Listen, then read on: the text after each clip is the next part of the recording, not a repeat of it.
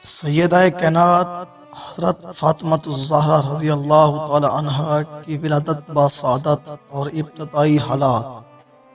حضرت فاطمہ رضی اللہ تعالی عنہا جناب رسول مقبول صلی اللہ علیہ وسلم کی سب سے چھوٹی صاحبزادی ہیں۔ آپ کے سن ولادت میں کچھ اختلاف ہے۔ مشہور یہی ہے کہ آپ نبوت کے دوسرے سال جبکہ نبی کریم علیہ السلام کی عمر شریف 40 برس تھی پیدا ہوئیں۔ حضرت خدیجۃ الکبریٰ رضی اللہ تعالی عنہا جو رسول اللہ صلی اللہ علیہ وآلہ وسلم کی پہلی بیوی تھی، آپ کی والدہ ماجدہ ہیں۔ جناب نبی کریم صلی اللہ تعالی علیہ وسلم نے ان کا نام فاطمہ رکھا۔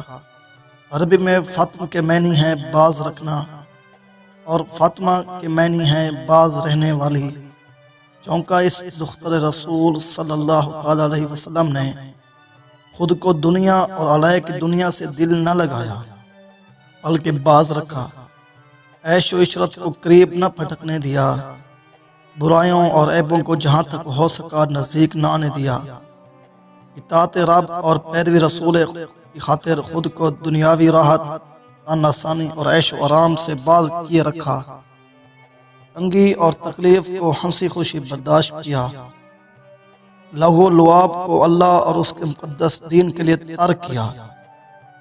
اس کو کہتے ہیں جیسا نام ویسا کام۔ نام کے علاوہ ان کے القاب اور کنیتیں بھی ہیں، مثلا زہرا، چونکہ چہرہ مبارک نہایت سفید اور حسین تھا، لہذا اس لقب سے مشہور ہوئیں۔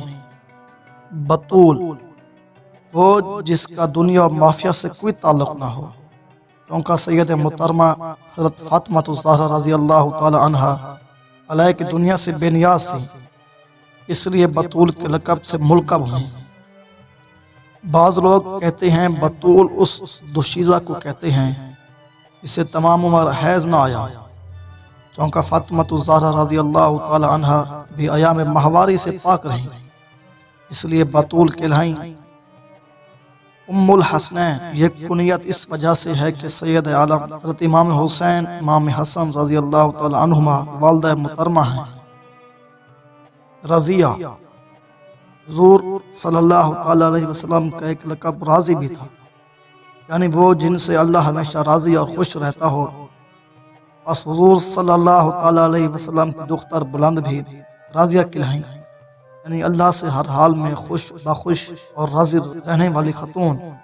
زکیہ یا زکیہ، جو نہایت پاک سرشت اور نیک عینیت ہو اسے زکی کہتے ہیں، کیونکہ حضور صلی اللہ علیہ وسلم زکی اور زاکی لقب رکھتے تھے، اس لیے سید فاطمہ رضی اللہ تعالی عنہ زکیہ اور زاکیہ کے لقب سے معروف ہوئیں، یعنی پاکیزہ سیرت اور نیک عینت۔ ام الہاد یعنی ہدایت یا ہدایت پانے والوں کی والدہ، اس سے مراد امام حسن اور امام حسین رضی اللہ تعالی عنہما وغیرہ ہیں۔